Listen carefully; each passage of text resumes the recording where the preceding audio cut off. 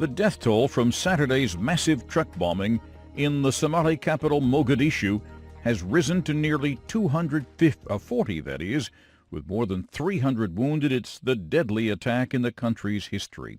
Angry protesters took to the streets condemning al-Shabaab. The militant group, which often claims attacks in Mogadishu, has so far stayed silent, but the Somali government and terror experts strongly believe the group was responsible. In Washington, the U.S. State Department condemned the attack in the strongest terms. One of the wounded was VOA reporter in Mogadishu, Abdul Qadir Mohammed Abdullah. Abdullah sustained injuries to the neck, hand, and burns throughout his body, but he was in good spirits.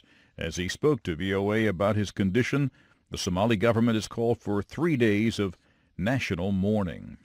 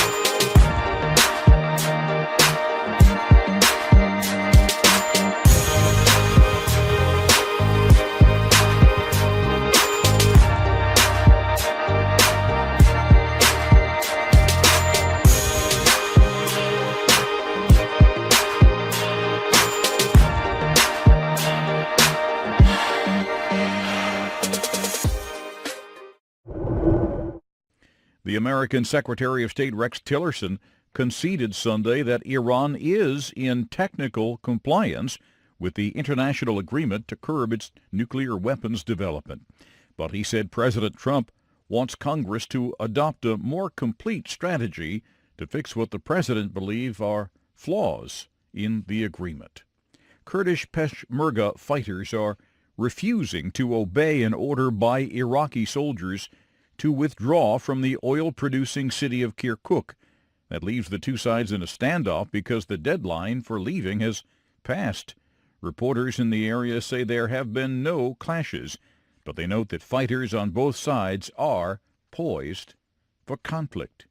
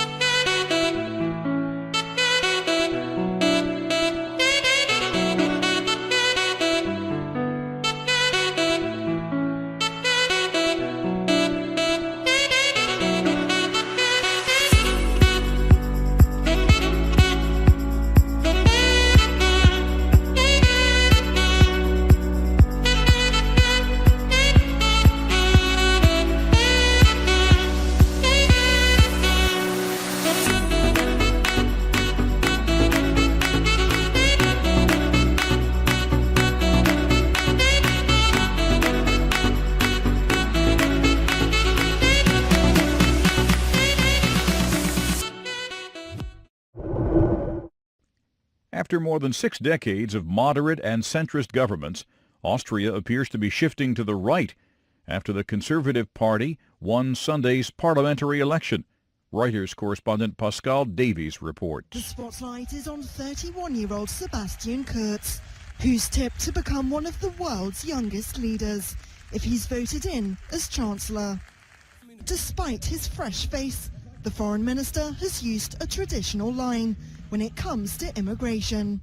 He frequently reminds voters that he opposed opening borders in 2015. Kurz wants to restrict benefits for refugees and other new arrivals. The migration crisis playing into the hands of the far-right Freedom Party, whose candidates came close to winning last year's presidential runoff. The election stoking more concern among liberals about the rise of populism in Europe.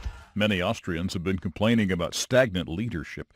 Kurz also campaigned for tax cuts and reduced EU regulations, although there is almost no chance that Austria would ever leave the EU. Islamic State fighters have left the Syrian city of Raqqa after they reached a withdrawal agreement with the U.S.-backed Syrian militias surrounding them. Hundreds of civilians have left Raqqa in recent days from the neighborhoods held by Islamic State fighters, taking advantage of the slowdown in the fighting by coalition troops. That slowdown is meant to help civilians safely, evacuate. Wildfires in the western American state of California's famed wine country continue to intensify, taking lives and destroying buildings. This is Fire Captain Jimmy Bernal in Rancho, California. It was wind-driven. Wind-driven is basically powerful winds just started pushing and intensifies the fire. The death toll has now risen to at least 39.